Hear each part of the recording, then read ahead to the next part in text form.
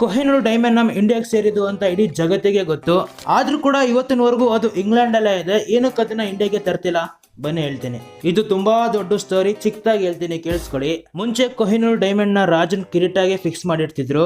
ಆ ರಾಜ ಬದುಕಿರೋವರೆಗೂ ಆ ಕಿರೀಟನ ಹಾಕೋತಿದ್ರು, ಸತ್ ಮೇಲೆ ಆ ಕಿರೀಟ ಇನ್ನೊಬ್ರಿಗೆ ಹೋಗ್ತಿತ್ತು.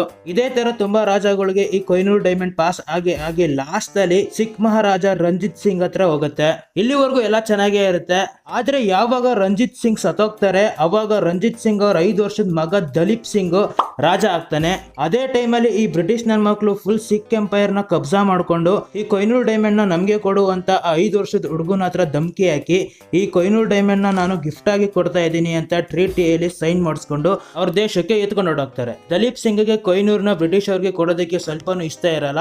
ಫೋರ್ಸ್ಫುಲಿ ಆಗಿ ಸೈನ್ ಮಾಡಿಸ್ಕೊಂಡಿದ್ದು ಅಂತ ತುಂಬಾ ಕಡೆ ಹೇಳ್ತಾರೆ. ಸೊ ಇವಾಗ ಇಂಡಿಯನ್ ಗೌರ್ಮೆಂಟ್ ಕೊಹಿನೂರ್ ನಮ್ದು, ನಮ್ ದೇಶಕ್ಕೆ ಸೇರಿದ್ದು ಕೊಡಿ ಅಂತ ಕೇಳ್ದಾಗಲ್ಲ ಇಂಗ್ಲೆಂಡ್ ಅವ್ರು ಹೇಳೋದು ಒಂದೇ ಮಾತು, ಅದನ್ನ ನಿಮ್ ಕಡೆಯವರೇ ನಮ್ಗೆ ಗಿಫ್ಟ್ ಆಗಿ ಕೊಟ್ಟಿರೋದು, ಅದನ್ನ ವಾಪಸ್ ನಾವೇ ಕೊಡ್ಬೇಕು ನೋಡಿ, ಅಗ್ರಿಮೆಂಟ್ ಅಲ್ಲಿ ಆಲ್ರೆಡಿ ಸೈನ್ ಆಗಿದೆ ಅನ್ಕೊಂಡು ಅದು ಇಲ್ಲಿವರೆಗೂ ಇಂಗ್ಲೆಂಡ್ ಅಲ್ಲೇ ಇದೆ. ಸೊ ಇದೇ ತರ ತುಂಬಾ ಜನಕ್ಕೆ ಗೊತ್ತಿಲ್ದಿರೋ ಇನ್ಫಾರ್ಮೇಶನ್ಸ್ ನ ತಿಳ್ಕೊಳ್ಳೋದಕ್ಕೆ ನನ್ನ ಅಕೌಂಟ್ ನ ಫಾಲೋ ಮಾಡ್ಕೊಳ್ಳಿ.